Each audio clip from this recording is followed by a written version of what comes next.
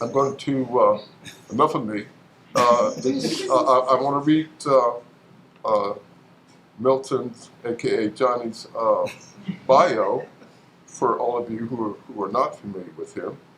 I am a black speculative fiction writer and owner of MV Media LLC, a small publishing company specializing in science fiction, fantasy, and sword and soul.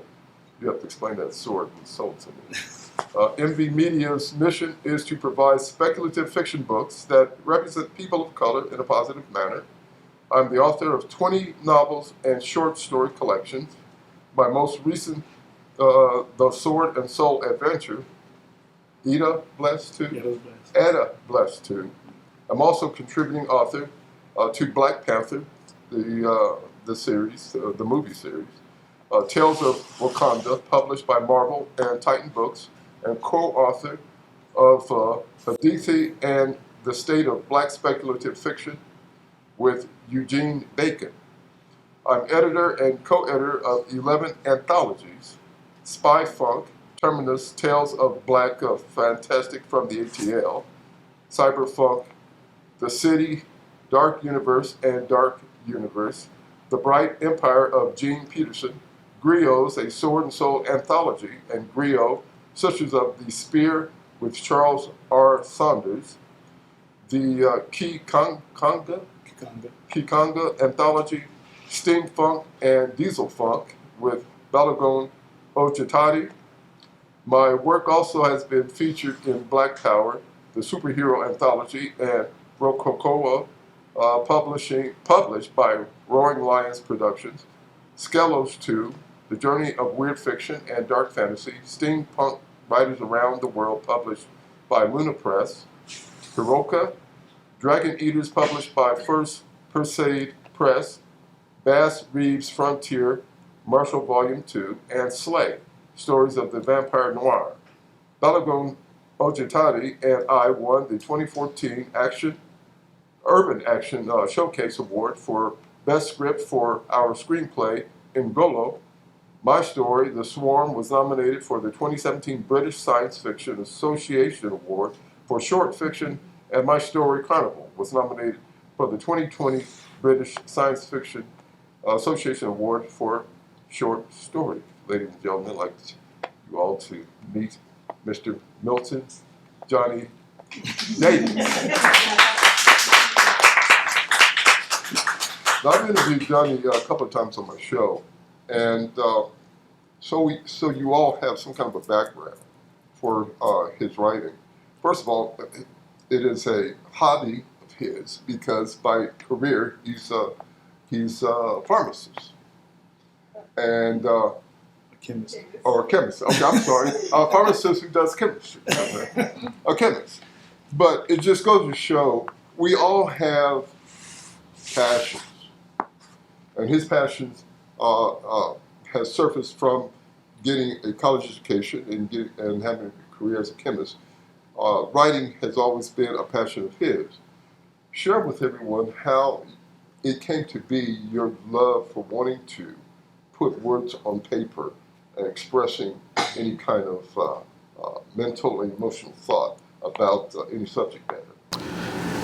Well, writing is something that I did, and I never really thought about a lot of it. It was just something that I did growing up. It was stuff that I would do when I felt like doing it. It wasn't like something, sometimes I talk to a lot of artists and they say they've always wanted to write, something they always wanted to do.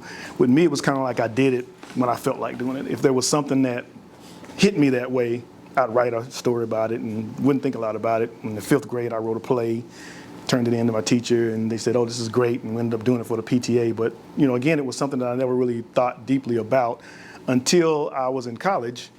And my instructor, my English instructor, Anna Holloway, the first essay I wrote in her class, she said, I need you to come by my office. Mm-hmm. And I'm like, okay. Did she think I plagiarized something? So I went by her office, and she said, what are you doing majoring in chemistry? You should be a writer. And I said, well, writers don't make any money. And I'm here to say that, to vouch for that to this day. No, but so she it was kind of her fault that I got into science fiction and fantasy because she was trying to get me into writing. So she really introduced me to science fiction and fantasy. Up to that point, I just read current event stuff and history. I'm a big history buff. And she introduced me to people like Asimov and Arthur C. Clarke and Heinlein, all those people, and I started reading this stuff. And then she said, well, I think you could write something like that. So she challenged me to write stories, and I would write these stories, and I would give them to her, and she would evaluate them and tell me what she thought about them and stuff like that. So that kind of got me into writing on a regular basis. Graduated from college, wrote some stories, submitted them in. If you're an author, you go from where you get the form rejections where they don't really read your story to the point where they actually read your stories and they give you some critique. So I got into that point, and then life happened. Got married, had kids, stuff like that. So when I turned 45, I kind of asked myself, what was it that you've always wanted to do that you haven't done yet? And writing came up. And at the time, independent writing was becoming to be very popular and stuff, self-publishing and stuff, So I said, well, let's try that, because I didn't want to have to deal with editors and agents and people like that. I had a certain thing I wanted to write. I wanted to write about black people. And when I looked at the market, it seemed like at the time publishers weren't really interested in that, especially when it came to science fiction and fantasy. And that's why I became a self-publisher. Okay. And that was like 2005. In 2008, that's when I started MV Media, and it's been 15 years this year that we've been doing it. Now, explain the difference to us, the difference between Hollywood science fiction and what you have delved into from a science fiction standpoint. Because, one is probably more entertainment versus you delving into a story with characters and a story to tell. Well, I think, and it depends on the author, really. With some people, I tend to write more toward action adventure type stuff. I'm not the kind of writer all the time that's going to leave you thinking about the deeper meanings of life. If I do that, I apologize and I promise not to do it again. but I think the difference between writing as an author and what you see in Hollywood is that, when you're dealing with Hollywood, you're trying to create something that's going to appeal to the largest group of people possible. So you're going to end up as an author, and I know friends of mine that have gone through the process, and I'm currently going through the process in some aspects, is that when you write a story, the first thing they start looking at is, okay, what do we need to do to change this story to make sure it's going to appeal to a broader audience? Because most of us write for a specific audience. Who do we need to put into this book? What's the demographic we're trying to appeal to, and different things like that. So when you get to that Hollywood level, you're dealing with a whole different focus of who your story is for and what that story is about. And I think that's the major difference. There was a friend of mine, Nadia Okorafor, who was here recently, and she was talking about that process. And her question was, why isn't what I write enough? And that's one of the major issues. When we wrote for Black Panther Tales of Wakanda, we were told specifically that we could not write stories based on the movie world, the MCU, the Marvel universe. Our stories had to be based on the comic book universe, and which are different. The stories are different. The background of Black Panther is different when it comes from the comic book. I'm not a big comic book person. I had to actually research Black Panther and read comic books. I have friends of mine who were big comic book fans, and I talked to them about it. And the story I chose, the character I chose to write about, Bashenga, was the first Black Panther. And the reason I chose him was because his story was similar to what I write in Sword and Soul. And so it was easier for me to tell that story.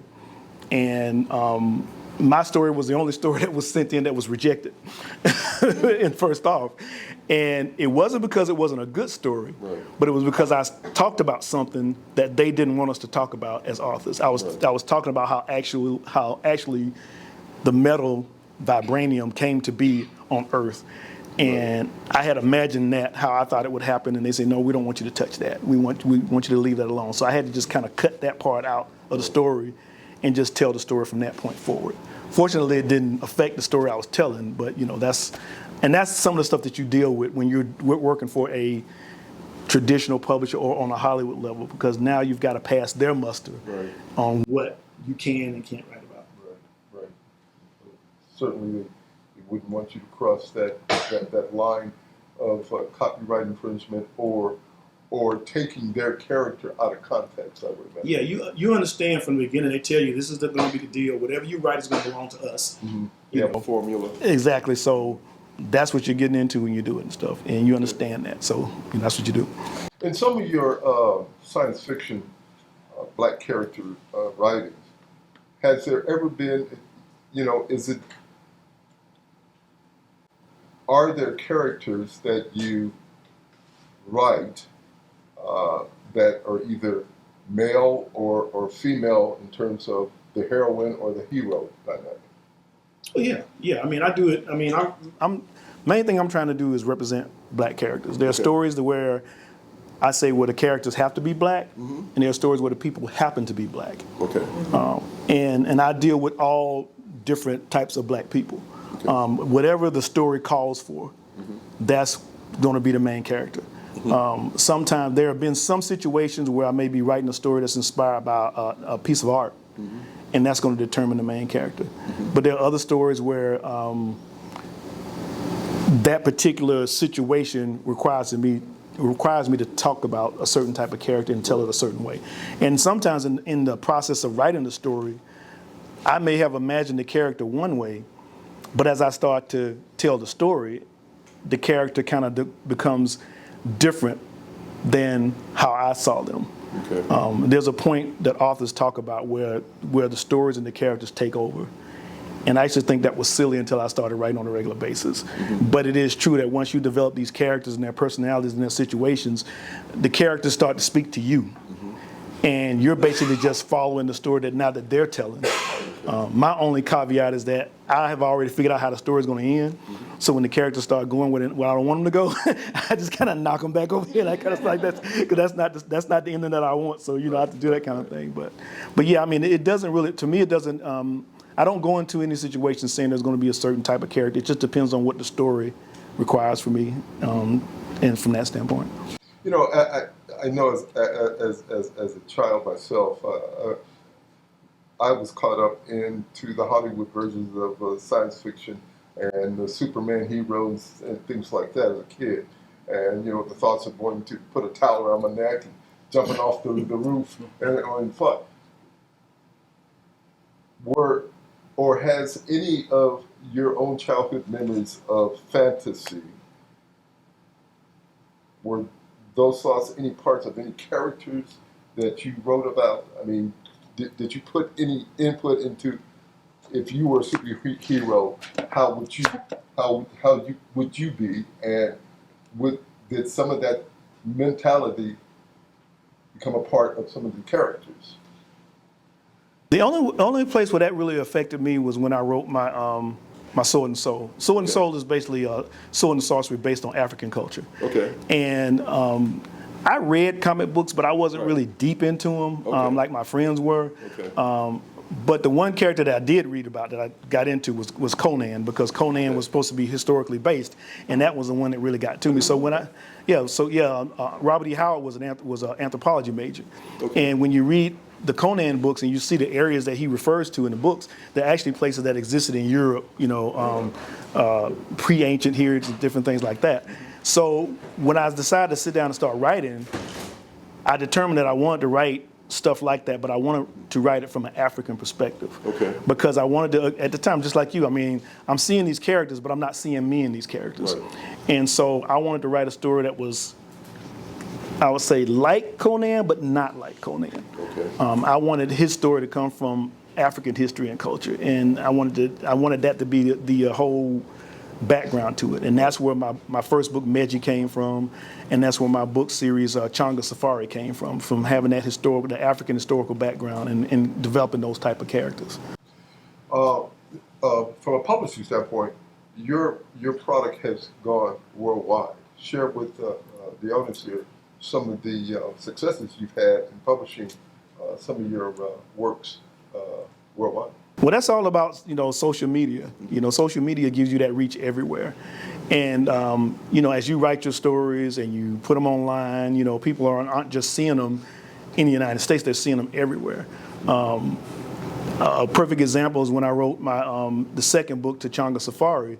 And in Changa Safari, Changa is traveling around the world having all these different adventures. And in one of the books, I have him, he's in India.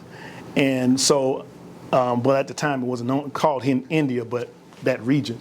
So when I let that book out and I'm checking where my sales are on Amazon, I noticed that particular book, I got a lot of interest in India.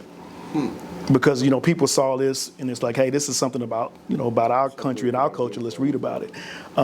Same thing with Changa Safari. When I first let it out, I got hit up from a guy from Australia, who was like, when I first saw this book, I was like, this isn't real, So we looked and saw the history, and he found all about the history of East Africa, Swahili city-states, and their relationship with Asia and stuff. So to me, it's like, people would tell you in the beginning, okay, you're a black writer, you're writing about black stuff. Yes, I am. My main audience are black people. But a good book is a good book. Right. And what I've learned over the years is that, people will read a good book. Right. If it sounds good to them, they'll read it. And so I've got a big crossover audience because of that. Right. Because in the end, it's a good book. It's about people, I don't think we should have to explain that, because all of us have our own, our universal things as being people. Sure. And, and if people see that they feel like the plot is interesting, then they'll buy the book, Right. Right. I mean, we as people of color have been forced to, lack of a better word, forced to read about other people's lives and other people's adventures all of our lives. Exactly. Played out in Hollywood, played out in our libraries around the U.S. Talk to me about your peers, your African American author peers. Is there a vibrant number of authors that may meet for whatever reasons together to exchange ideas or to interact? Anything of that sort that you know of that you are either involved with or you're aware of? Yeah, I think that was one of the main things about social media too. It allowed black people who were into science fiction and fantasy to find each other. Right. When we first got into it and we were running into people, I kept hearing the same thing over and over. Black people saying, I thought I was the only person into science fiction and fantasy. I didn't know there were other black people into it. So these communities sprang up on online. One of the first ones I was in was called Black Science Fiction Society. We started our own one called the State of Black Science Fiction. We have a local group of black writers that we call Atlanta Futurism. Matter of fact, 2 of them are in the building today, right now, and so it's a strong community, and it goes from a lot of us are indie authors. We write and publish ourselves. A lot of us are traditionally published authors, and some of us are both. We write. We do our own stuff. Plus, we publish in other with other publishers and stuff. So it's a vibrant community, and it's growing. It's funny because I have to sometimes I realize how long I've been doing this, because I've been doing it like for 15 years, and sometimes I'll run into somebody that'll come and say, "Man, I read your book when I was like 10 years old," and they're 25 now, and I'm like, okay, I'm like, man, am I old? But to see that development and to see that growth. In the beginning, we were doing a lot of explaining. I would have to talk into detail about what I was writing about and how it related to people. But recently, when I'm doing events now, I just see people that just walk up and they just go right to the book. So I don't have to explain anything. I just talk about the book itself. I don't have to talk about what Sword and Soul is and what steampunk is. They just walk up, they see the books, they're interested in buying them, and they buy them. So it's been nice to see, the evolution of it. Are you or any of your contemporaries working as a whole in nurturing young writers or young folk who are interested in wanting to become writers, and y'all have any impact in nurturing their desire to write? Oh yeah. When we first started, we were very active in the community. We actually did a thing at the Wren's Nest one day where we actually had young writers come in, and we gave them an assignment to write. And then we let them get up in front of everybody and read what they wrote and stuff. We went around while we were writing them, and if they had any questions about plot or different things like that. And actually today, it's funny, today I got an email from someone who's doing a seminar at Wofford College. and they just read a book that I had a story in, and they asked me if I would do a virtual presentation because they were working with students from 8th grade to 12th grade, and they wanted to know if I would come and do a presentation to talk to them about world building and different things like that. And of course I said yeah, so there's always opportunities to do that. And that's one thing I don't turn down. If it's an opportunity to speak to young writers, Right. I never turn those down. Absolutely. You know. Yeah, because they need the guidance of experienced African American writers, and here again, if they can partner up with folk like yourself that are entrenched into the dynamics of literature writing, then that probably helps them, I'm sure. And then, with the advent of technology, you are touching people that you don't know if you've touched through technology, and I'm sure that's a big tool for you and your contemporaries to utilize technology. Yeah, it is. It is. Yeah. So that leads us up to Muscadine. Muscadine. your latest publication, and I will let you take over at this point and talk about your latest venture. Okay. Well, Muscadine Wine is kind of a collection of stories that's been coming for a long time. When I first started writing, I deliberately tried not to write stories based on my own family, my own upbringing. I just didn't want to do that. Okay. I tried to stay away from it, but I found myself doing it over the years and stuff. It would be hard for you not to. I would. Yeah, it's certain things that I wanted to talk about. Right. And like one of the stories in here, Undercurrents, actually wrote that story when Vic and I were in Jekyll Island right before my son was born. Mm-hmm. And just being in that atmosphere kind of sparked the story. Grandpa's Hands, the one I'm going to read today, is based on the only conversation I ever had with my grandfather. Mm-hmm.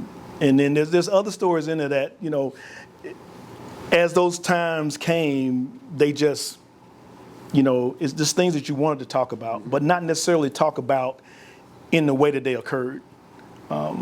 I didn't want to do that because I didn't want to have one of those stories where it's like, the names have been changed to protect the innocent.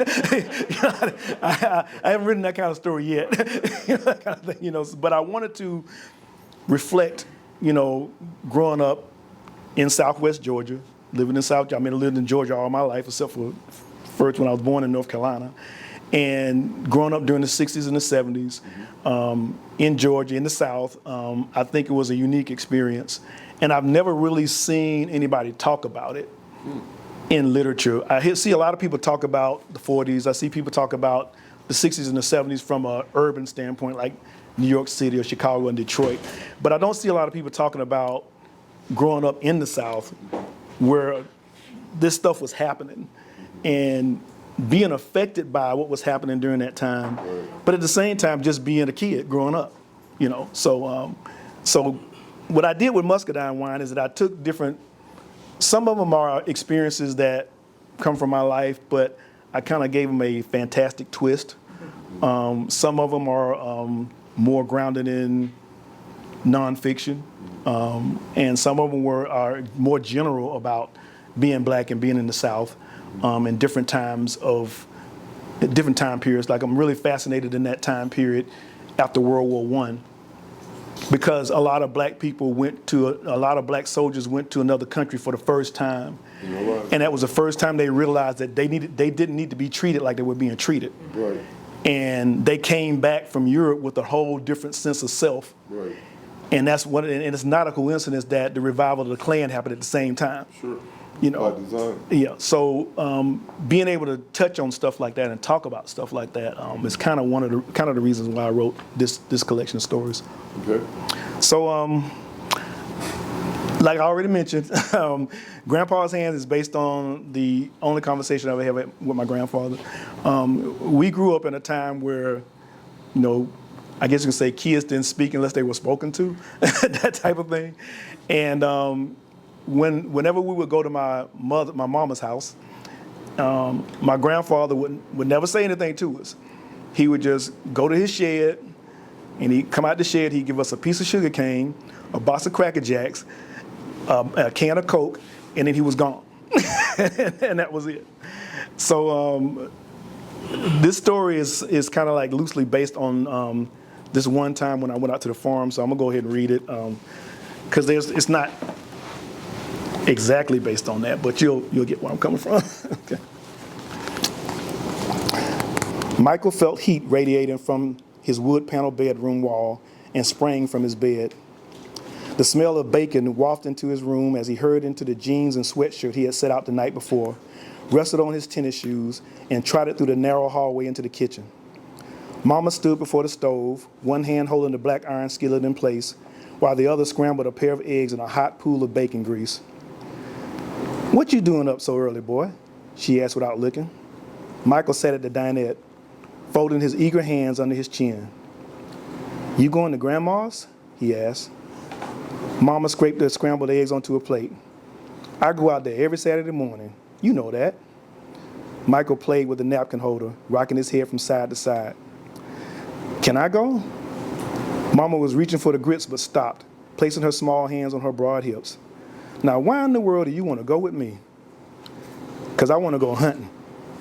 Mama rolled her eyes. "You and that gun. I told your daddy not to buy that thing unless he was ready to go hunting with you. His tired behind ain't been out with you yet." She scooped a spoonful of grits on the plate to join the eggs and bacon. "You know you can't go by yourself, and your daddy ain't waking up anytime soon." Michael smothered his grits with pepper. "Uncle Willie would take me." "How you know he's going hunting today? It's close to harvest time. He's probably got chores."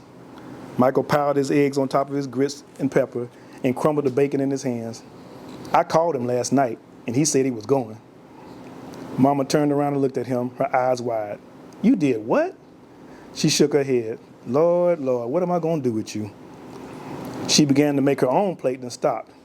"What about that book report you're supposed to be working on? You finished it yet?" "No, ma'am." "No?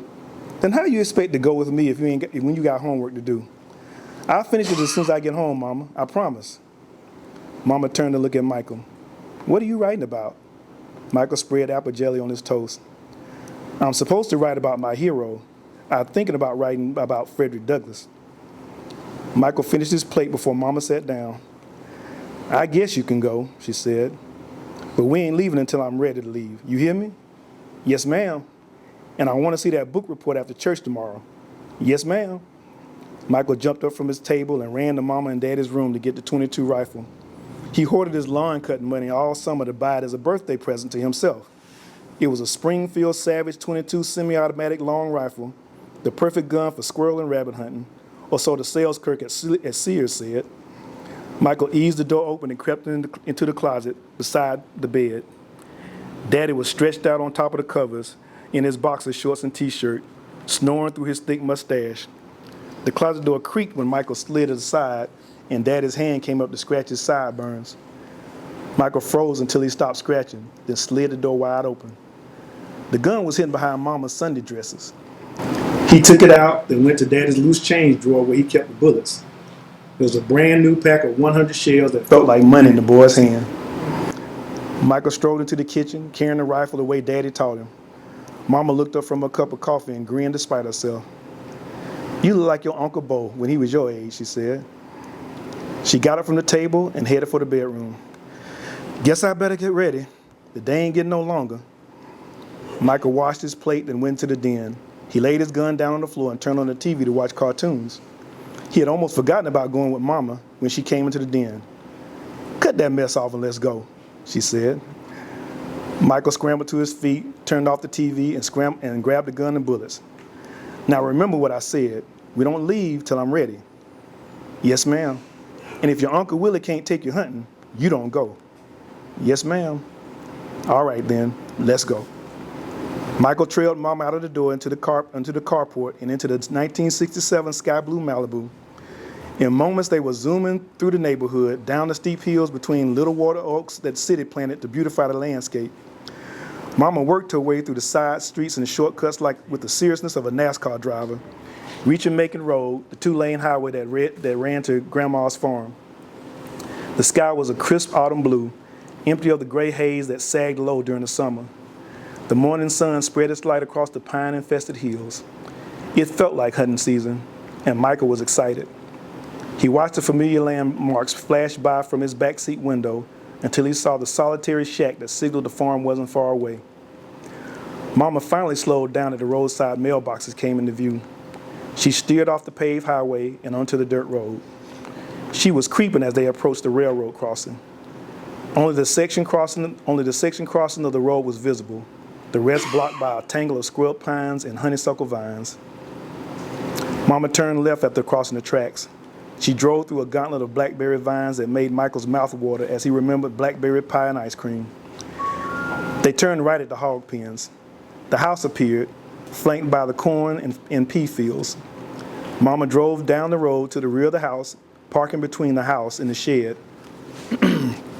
Michael jumped out of the car before Mama came to a complete stop, his impatient eyes searching for Uncle Willie. His euphoria was checked by a jerk of his arm that almost lifted him off his feet. "Boy, don't you ever jump out this car like that again." Mama's face was get me a switch angry. "Don't go hitting that boy," a much older female voice growled. Grandma stood at the screen door of the back patio. Michael blessed her for saving him from what was surely going to be a whooping, or at least a pinch on the arm. She eased down the concrete stairs, wiping her hands on her apron. "Did you see what he did?" Mama said. "He ain't hurt. You'll know better the next time, won't you, Michael?" "Yes, ma'am." Michael followed Mama and Grandma up the stairs. Since he made Mama mad, he sat beside the women in an old folding chair, took his share of butter beans from the bushel, and began shelling. He kept his eyes low and peeled while they talked, waiting for the right moment to ask the question that was burning to get out of his throat. Mama stopped talking as she grabbed another handful of beans. Michael cleared his throat and looked up at Grandmama. "Grandma, is Uncle Willie here?" "Shoot, boy, Willie went hunting right around sunup. He won't be back until dark." Michael slumped over like he had been hit by a brick. He looked at Mama with pleading eyes. "I told you no hunting by yourself with that gun," she reminded him. "I'll take him." Grandpa shuffled in from the kitchen, his hands deep in his overall pockets. He smiled at Michael, flashing his gold tooth, and Michael was filled with dread. "You feel like hunting, Daddy?" Mama asked. "You supposed to be resting." "I don't want to go hunting no more," Michael whispered. "I feel fine," Grandpa replied, pulling his right hand out of his pocket. Michael watched the gnarled skull appendage rise from the old man's bald head to the old man's bald head. It was hideous, like something from the freak show at the fair. When he was small, he always was careful to avoid touching or being touched by that hand and his mirror twin. He thought when he got older, he'd get over the fear, but it was still clinging to him as real as ever. "I don't want to go hunting no more," he said louder. "Is it all right?" Mama asked Grandma. Grandma concentrated on the peas. "The doctor said he needed to get some exercise." "I don't want to go no more," Michael shouted. "Boy, can't you see grown folks talking?" Mama nailed him still with a stare, then returned to her conversation. "Well, Papa, I guess it's okay, but you keep a close eye on him. He can get wild sometimes." "What you mean, you guess it's okay?" Grandpa said. "I'll take this boy anywhere I want to. Come on, Michael, let's go hunting." Michael watched the back of Grandpa's head as he bounced down the stairs. He looked at Mama in desperation. "What you waiting on? Go on now." Michael turned and followed Grandpa down the stairs. He could do this. He was 12 going on 13 with 2 hairs on his chest and the start of a mustache on his upper lip. His confidence had almost returned until he caught a glimpse of those hands pull out a pouch of Red Man chewing tobacco. He jumped past Grandpa and trotted to the car to get his .22. "What you gonna kill with that? Time?" Michael ignored the comment, holding the gun toward the ground like his daddy taught him and making sure the safety was on. "Squirrels and rabbits, sir," he said. Grandpa laughed like a wet growl. "Can't kill no squirrel with that thing. Ain't gonna do nothing but make 'em mad. I should have brought my shotgun." Grandpa started walking and Michael followed, afraid to say where he wanted to hunt. They followed a trail branching off the dirt road that cut between the barn and the old mule stables. "No, can't kill nothing with that thing," Grandpa continued. "Can't kill it right, I mean. You shoot a squirrel with that and it'll be running around mad, hurting and hiding. A shotgun will put it down just like that." Grandpa stopped walking and Michael almost ran into him. "See this?" he asked, pointing to a dent between his right thumb and his finger. Shot a squirrel one time and thought it was dead. I guess I should have asked it before I went to pick it up. Damn thing took hold of me right there like a beaver trap. Took a half an hour to get it loose, and it was dead half that time. Michael looked at the spot and grimaced, imagining how painful that must have felt. Suddenly the scar and the hand were gone, sinking deep into Grandpa's pocket. They walked to the second hog pen where the trail ended, the air heavy with the stink of swamp mud and hog droppings. Before them was a turnip green field, the fall plant in full and ready for harvest. Grandpa walked into the field and over to the barbed wire fence separating the field from the woods. Michael hadn't planned on going into those woods. It was a tangle of pine, oaks, and muscadine vines that seemed perpetually dark as it repulsed the sun's attempt to penetrate its core. Blind obedience only went so far. Grandpa, are we going in there? You want to shoot squirrels, don't you? Michael reluctantly nodded his head. Well, this is the best spot for him. At least it was a while back. Come on over here and hold this wire down for me. Michael sat the gun down on the opposite side of the fence, then grabbed the wire carefully, pushing down with his weight. Grandpa stepped over, his hand gripping Michael's shoulder for support. Michael closed his eyes, keeping his head away from that hand. Got to be careful, Grandpa said as he grunted his way over the fence. Once he and Michael were settled, he showed Michael his left hand. When I was about your Uncle Willie's age, I worked for a white man named Mr. Elias Burnside in his sawmill. It was hard work back then because a colored man did whatever the boss man said do, even if it wasn't your job. Well, one day, I was putting up a fence like this one on Mr. Burnside's farm, and before I knew it, I was up to my ankle in fire ants. Boy, I got to jumping around and screaming and tore my hand up on that barbed wire. It took me a long time to get this hand back straight. Michael climbed over the fence. The woods towered before them in black silence, its stillness a final warning to all intruders. Michael's eyes went to Grandpa, waiting for him to lead the way. Instead, Grandpa reached into his pocket, put out his red man chewing tobacco, and leaned against the fence post. We stay here and wait, Grandpa said. They'll come to us. Michael never dreamed a more terrible fate. In front of him was the scariest woods on the farm, and beside him was Grandpa. He sat with the rifle across his lap as he watched Grandpa massage his hands. They must hurt all the time, he thought. Maybe he was used to it. The pain was there, but had become part of Grandpa's life, like the receding gray hair on his head. Why are you rubbing your hands, Grandpa? He asked. They get to itching sometime. You got arthritis?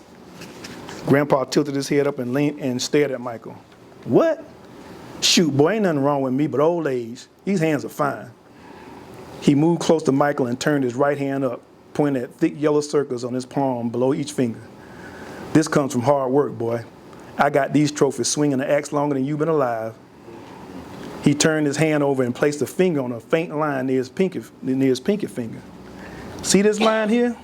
I got this when your mama was born. We didn't have no hospital for colored folks back then, so the midwife come over from Midland to help deliver her. Your grandmama was going through an awful time, so I slipped in the room and told her to bite on my hand till she felt better. Lord have mercy, that woman can bite. Grandpa chuckled. Michael stared at Grandpa's hand, trying to make up a story about every indentation, line, scar, and curve. They began a game of show and tell, Michael asking and Grandpa telling as the sun passed over them between cotton clouds. Where did those come from? Michael pointed to twin scars ringing Grandpa's wrists. The glow that had been building in the old man's face fled. He straightened and walked away along the fence. Grandpa, wait!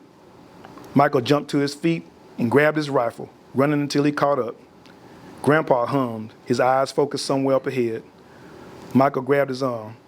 Come on, Grandpa, let's go back to the house. Grandpa jerked his arm away. You want to know how I got them scars, don't you? Michael dropped his head. Yes, sir. Come on with me then, Grandpa said. They walked in silence past the peas to the watermelons.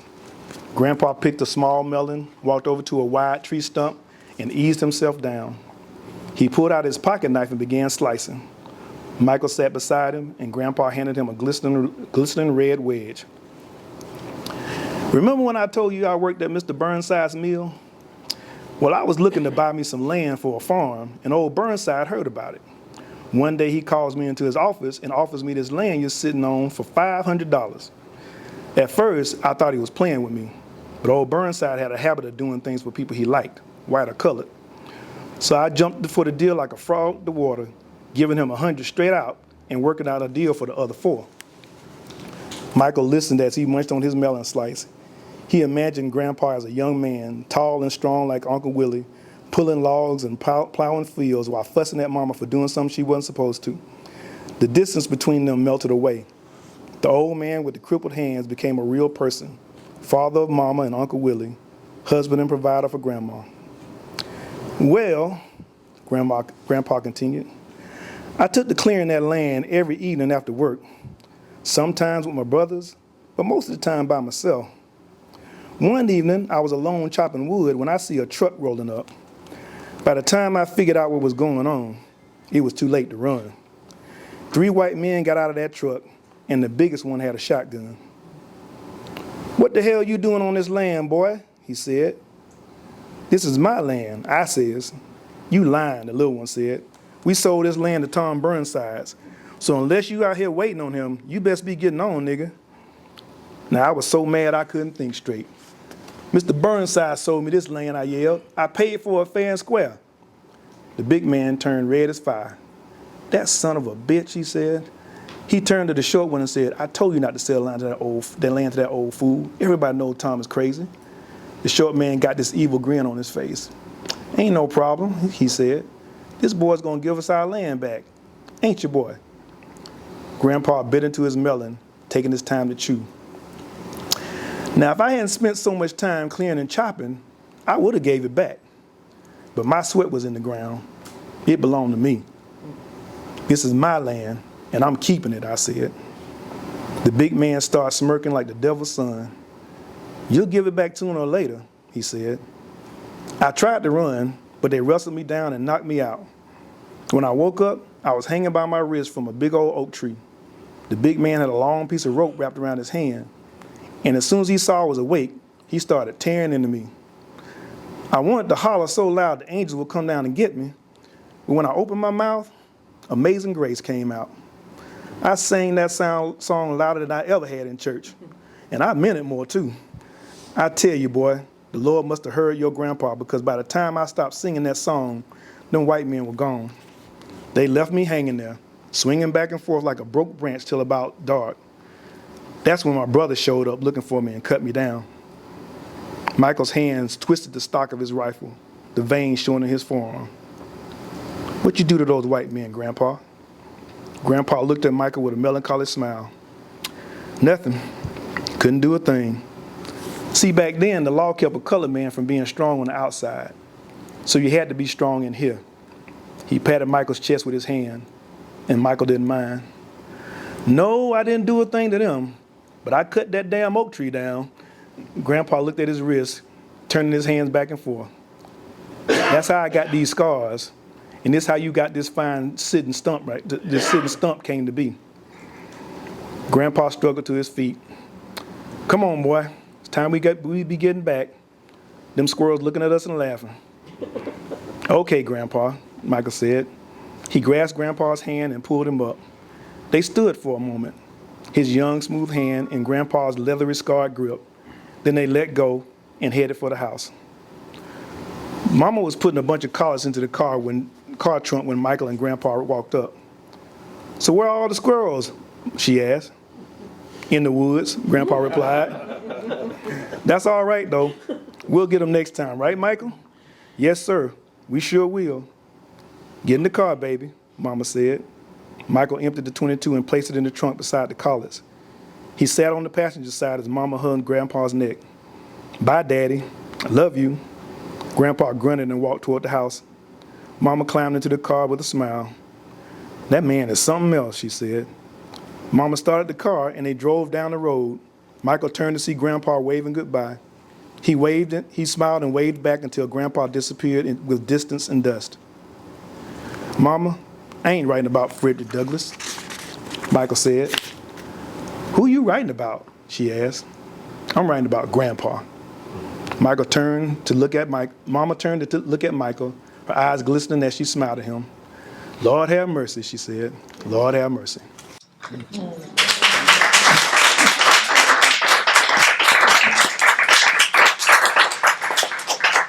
Thank you. You know, it's funny as you were reading this. First of all, I only had a grandfather, my dad's father. My parents were from two different small communities in Oklahoma, and I can remember as a child, my parents at the end of school year taking my siblings and I down to my grandfather's home in a little rural community in Oklahoma, and there we would be for the summer until school started. Mm-hmm. And I was envisioning some of those moments with my grandfather, and one that stuck out most was I was 15, and my dad had told my grandfather that I could drive. Now, my experience driving was sometimes with my dad in his Chevy Impala. That was automatic. My grandfather had a 1955 Chevy Bel Air stick on a collar. Yeah, stick on the collar. So right. And I remember this like it was yesterday. I had to take him to the nearest city where his doctor was. And so my grandfather was under the pretense that I could drive.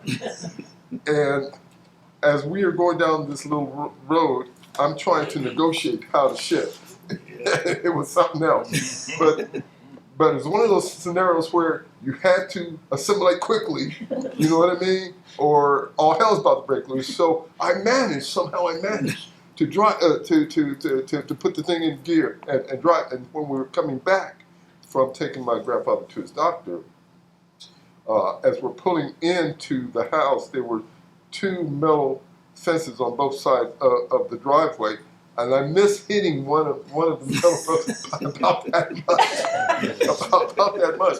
But I mean that had stuck with me all my life, and it's funny as you're reading this, thoughts of being with my grandfather started to come. I don't know if you all went there mentally, but it's like we all have similar experiences. Mm-hmm. It just depends on where we are and who we're with. But this is a story that's applicable to any. That's not culturally significant. This is a life experience. Yeah, that's the thing about it. And that's why I say that's why stories transcend. Because when I talk about muscadines, had so many people say, "Yeah, I used to pick muscadines growing up and stuff like that." And we used to be in the woods and we would pick them all the time. And when I was in high school, a friend of mine, I don't know if some of y'all are old enough to remember these commercials used to come on TV about Ronco. The Ronco this and the Ronco that. Right. Well, there was a Ronco winemaking kit. Wow. And one of my friends decided he was going to make muscadine wine. And so we went out and we picked those muscadines and we did everything the kit told us to do. And we waited the months we were supposed to wait. And, and then he finally took it out and we poured it in a glass and that stuff was like straight vinegar. I don't think my lips have been that tight since.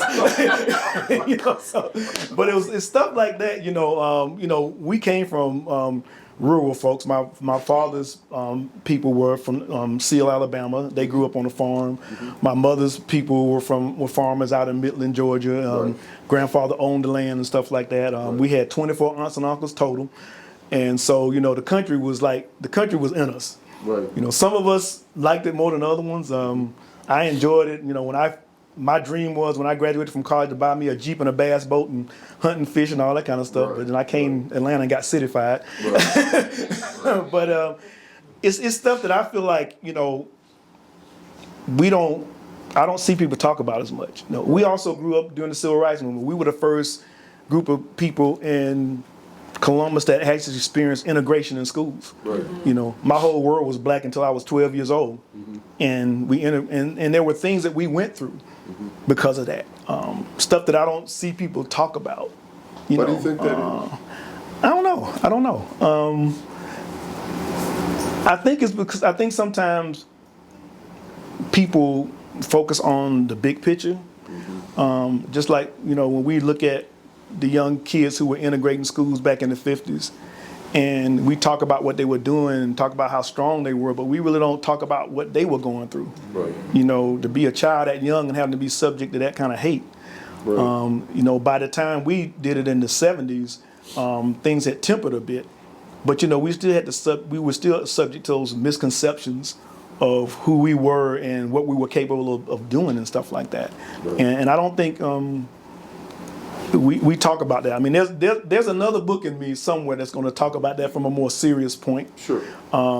But this was kind of like breaking me in to that, just looking at those childhood experiences and finding a way to tell them in a way that would be different. But I still feel like there's another book to be written that would talk about those experiences more seriously and some of the things that I experienced doing that and some of the things that my friends experienced doing that and some of the things that we were told were true that were, and some of the things we were told were true that weren't, you know, and that kind of thing. But yeah, yes. So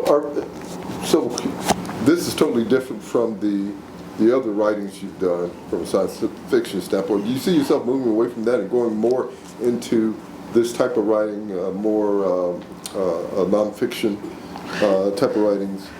Actually, I do. Okay. There was a time I didn't think I would do it, but as I get older, Right. and you know, I hate to say it, but as I get older and I start to lose family members, and those memories tend to become more precious. Yes. And just if it's just because to leave something that people can read and just relate to, and you know, 20, 30 years from now when things are entirely different, you know, to kind of get a feel for that. So I see it happening more and more. That's why this book was written, because, you know, I see myself thinking about these stories more and more now, and reflecting on that lifestyle and how we grew up, and you know, how it was different than now, but at the same time how it's, you know, the same as now, you know, because it's just and these, I guess as authors would understand, these are just stories that I feel like I have to tell. So Right. you know, I can see it. I see myself getting away that inspiration to write science fiction, fantasy these days is not as strong as it is for me to write stories based on personal experience and our history as Black people. And stuff. Right. Well, that seems natural. That at this point in your life, there are more stories within your spirit that you want to reconnect with. Yeah, I guess I would say it like that. That's kind of like it's just trying to, you know, reconcile things, and just making sure that things aren't forgotten. Yeah. You know, Yeah. you know that things that somebody may one day come across a book and say, hey, you know, I'm from Columbus, Georgia. Oh, I was born in Seal, Alabama. You know, Right. because perfect example is when me and my dad would go down there all the time, and I just assumed that all the woods and everything like that would look like that all the time. Right. And one day I just asked him, I said, well, was it always like this? He said, no, I wasn't a tree around. He said, all this was cotton fields. Wow. He said, all this was cotton fields, you know. Wow. And I'm looking at it, I'm thinking at this time, like, oh, so this is recent. This is not something, this hasn't been woods all the time and stuff like that, you know. So stuff like that I would assume was one way. But then and I think that's something that we don't do enough of, is talk to our elders and listen to them, you know. And sometimes I think about the few times I did talk to them and they told us about stuff, and it gives you a better idea of what they went through and what they grew up with and stuff like that, you know. So, and how in some ways things are better for us, but in some things they're not. Some ways they're not, you know. In your probably inquiring with some of the older spirits, have you found them to be somewhat reluctant in sharing some of their past, growing up in a Jim Crow era, and not wanting to revisit any emotional angst that they've experienced? I say yes and no. I mean, some people know, because as we know, as we get older, we love to talk. You know, young people are rolling their eyes when we start talking. But there are times when I would talk to my father that he would tell me stories about growing up in Seal, Alabama, and most of them was like, you know, carefree type stuff. Right. But every now and then he would tell me a story that was like kind of deep, you know, and I would sit down and it would kind of give you an idea of what they went through from a negative standpoint. Sure. It's something if I probably asked him about it, he probably wouldn't say it, but if I'm just sitting there listening to him, he would talk about my mother as well, So, now my mother's their family. I call her side of the family storytellers. They love to tell stories. Okay. If I was to say I got it from anybody, it'd be from that side of the family. But yeah, it's I think as they get older, when we were younger, they wouldn't tell us anything, But as they got older, they would talk about things that they probably weren't proud of, or different things like that. But it took time. It took time. I can only imagine because I think about some of the things my parents would share with me and some of the things they held back and probably revealed as I got older and probably had a better chance of understanding about growing up in rural Oklahoma. In fact, my mom is from Boley, Oklahoma, one of the only black-founded towns in Oklahoma. And her people, like many folk from Texas, Oklahoma, Louisiana, Kansas, migrated to the West Coast during the Depression for agricultural jobs. And so those are many stories to be told from that experience alone. Yeah. But once again, as I'm listening, as you're reading your story here, I can remember going back and reliving some of those moments in rural Oklahoma with my grandfather. And and my aunt, my dad's sister. And some of it was memorable, some of it was not so. But I mean, it lends itself to the fact that this is life. This is life. Yes, sir. We all have, everyone in here has probably a story or two they can relate to and talk about. Was that cue card? Questions from any of you? Sure. I have a comment. I just love this story. My daddy was a sharecropper from Mississippi. What part? He had to, near Winona, Okay. Mississippi. Winona, where they beat Fannie Lou Hamer. Ah, okay. His hands were so big Yeah. and calloused.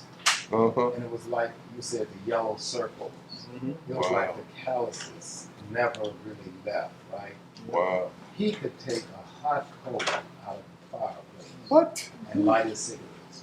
Oh, I'm scared of him. Yeah, but it's that idea, that Yeah. the hand becomes a site of memory. Yeah. And that's part of what you're Yeah. doing for us. Yeah. My uncles, I never thought about them working on the farm and how strong they became. There was one time when one reason I stopped going on the farm because when I got to be a teenager, they started putting me to work. And then every time they see me, come over here, boy, come over here, boy, And so one day we were over there and they were separating the hogs. I'm not gonna tell you why because it's a long story. And so our job, me and my cousin, and he's a lot better than me, was that we had to grab the hogs and bring them over there to him. And I'm watching them, and they're like grabbing these hogs and they're dragging them around. And so I said, okay, Uncle's grabbing the hog. I'm 15 years old and stuff. I go over and I grab this hog by the leg, and that hog dragged me around this pen. And I'm like, so they said, well, you just go over here and stand over there because you can't handle this kind of stuff. But it's just, just being, the things that they had to do on the farm. People say they want to live on the farm, but that's how that's how it works. That's how it works. My question is around the stories that you've chosen to place in the book. I have not read the book, but I'm sure based on lived experience as well with your ancestors and your family. But also, are they driven by a value system that you hold dear? For example, this story of your grandfather and learning about him certainly is the love of family. Mm-hmm. Is there another set of themes that are driving the stories other than what you can remember? I think family is a big part of it because that's something that I see actually that pops up in my fiction, my science fiction and fantasy. When I look back at the stories I write in science fiction and fantasy, that's something I don't write about solitary characters. Every time I write about a character, it's a group of people, and I think it's because I grew up around family. Like I said, I had 24 aunts and uncles.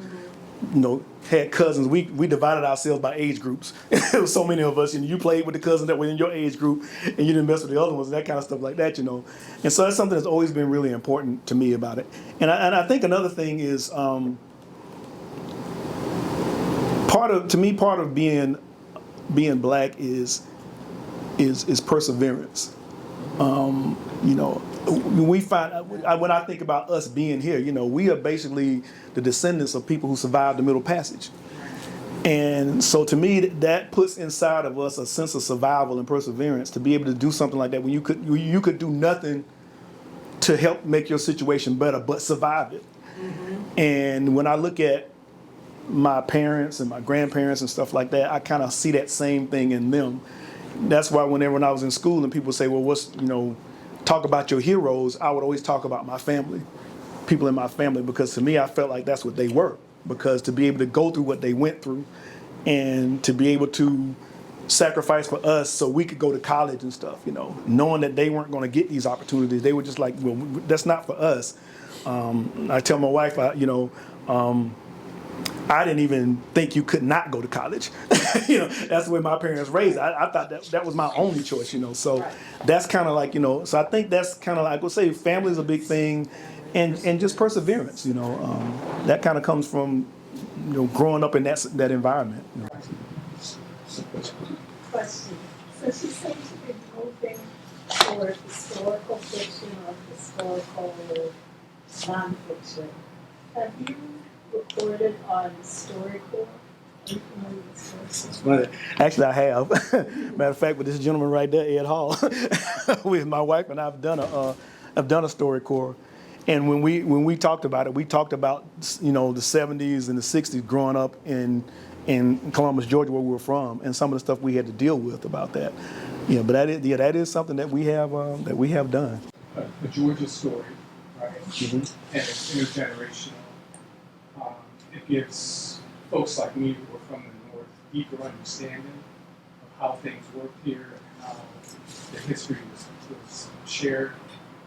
My question is, you mentioned that your next book may be along this genre rather than Afrofuturism type book. Mm-hmm. Is there a possibility of kind of bringing the two together? It's possible. I mean, I think that Afrofuturism comes from, it comes from,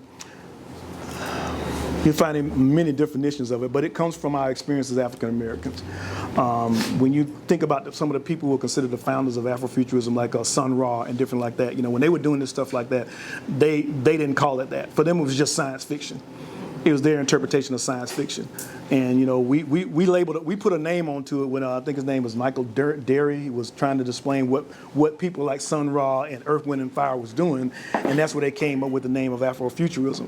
And Afrofuturism tends to circle around, that black experience within this futuristic backdrop and stuff. Not everything that I write is Afrofuturism. Like Sword and Soul and some of the science fiction I write. So I could see that. I guess the best way to say it will depend on whether or not I see a story or a story comes to me in that fashion. I don't usually write. I don't usually write to be toward a certain type of genre. I just kind of write my stories, and after I'm finished with them, then I'll look at them and say, well, hey, this is a good science fiction story, or this is a good horror story, or this might be a good Afrofuturism story, So I can't say I won't, but at the same time, I can't say I will, because it just depends on how it hits me and how passionate I guess I feel about it. Any other questions? For the author? For someone that's not familiar with your science fiction, what would you recommend as an entryway? That's the hardest question for an author to answer. Well, I guess I'll say it depends on what you're interested in. If you're interested in, like, my Sword and Soul, which is basically sword and sorcery based on African history and culture, I'd say start from my first book, Meji. It was after I'd done a lot of research on African history and culture, I wanted to write a story that would deal with heroes from that background, and that's where that book came from. If you're interested in more science fiction, I have a novella that I just let out recently called Playing the Odds, which is if you've heard of cyberpunk, it's actually a cyberpunk novel. Think of, let me see what would be a good example of cyberpunk you may or may not have heard of. Blade Runner, something like that, more along that kind of lines and stuff, you know. I write something called steampunk, which is basically steampunk with African standpoint. I have a book called From Here to Timbuktu, which is actually it's what we call alternate history. It's based on the premise that what if the Haitian Revolution had spread to American South and had been successful? And so it's based on a country called Fredonia, which is basically run by emancipated slaves or emancipated Africans. And it kind of reimagines what the world would look like, what North America would look like if that had happened, you know. And I write stories from that background and stuff. So, again, it depends on what your interest might be, which would be the book to start with, you know. It's kind of hard for me to say. Is there a place, a website or something that we can go to buy books? Well, right here, starting here, 44th and 3rd, you can, you know, purchase books here. I also have a website as well, MV Media, where I sell my books and stuff. You know, I have over 43 titles available and stuff like that. You What's know, that so site again? it's mvmediaatl.com. But that's my main site where I sell most of my stuff. You know, but yeah. What are some of the titles you have available today? Well, that's a good variety of stuff. Of course, there's Muscadine Wine, which is my short story collection. There's Black Rose, which is actually a historical fiction story that takes place in East Africa and Japan. Really, I wanted to look at that from a different perspective. Terminus, which is a collection of short stories by myself and our group Atlanta Futurism, where some of the authors are actually in the audience. Ed Hall, Jessica Cage, Daryl, all of those are authors in that story as well. And Amber in the Hidden City, which is a middle grade book about a African-American girl who finds out she's the only person that can pick the king of an African kingdom that's been hidden from the rest of the world for 1,000 years. So, like you see, I write a variety of stuff, you know. So, you know. And it's good that we're talking about that, because I'm sure the number's large in terms of African Americans not knowing of African American writers, and they're out there, and it's up to us to make sure that we spread the word of the people we see here today, and that they exist. And a lot of young spirits need to be told that you can be a writer. You know, you can express yourself that way, and you don't have to go the traditional route of careers. And the more we, as older spirits, are able to penetrate their thought patterns about the possibilities, the better off we all can be. I'm sure everybody agrees with that. So, yeah. In closing. Thank you for coming.